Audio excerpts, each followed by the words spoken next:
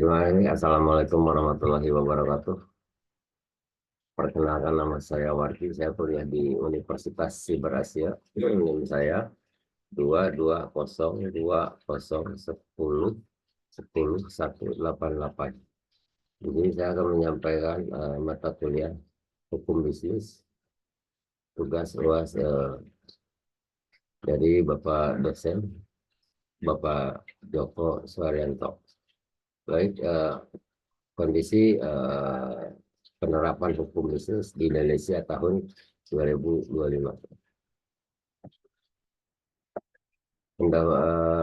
Pendahuluan penerapan hukum bisnis di Indonesia terus berkembang seiring dengan dinamika ekonomi dan regulasi.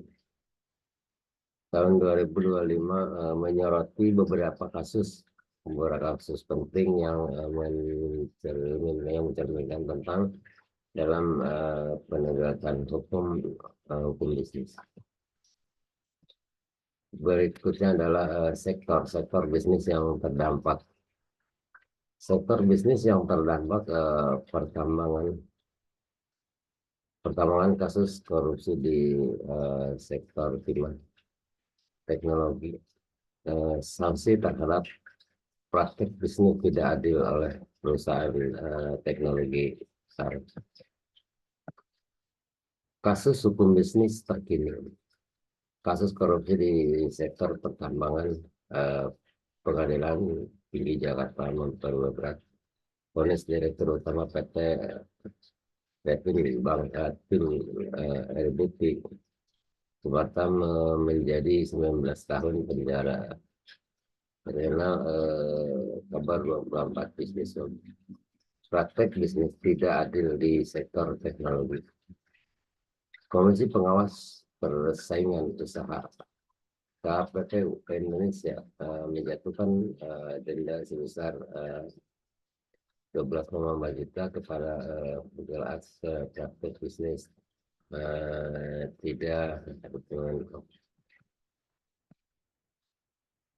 Berikutnya adalah analisis regulasi hukum bisnis. Kasus korupsi pertambangan melanggar Undang-Undang Nomor 31 Tahun 1999 tentang pemberantasan tindak pidana korupsi pelanggaran terhadap peraturan lingkungan hidup terkait penambangan ilegal, kasus proyek bisnis tidak adil, pelanggaran Undang-Undang untuk Nomor 5 Tahun 1999 tentang larangan praktek monopoli dan persaingan usaha tidak sehat. Juga dianggap menyelenggarakan posisi dominannya dengan memaksa penambang apabila menggunakan sistem pembayaran tertentu. Dampak terhadap dunia usaha dan masyarakat. Kasus korupsi pertambangan kerugian negara mencapai 300 triliun. Kerusakan lingkungan yang signifikan akibat penambangan ilegal, kasus praktek bisnis tidak adil.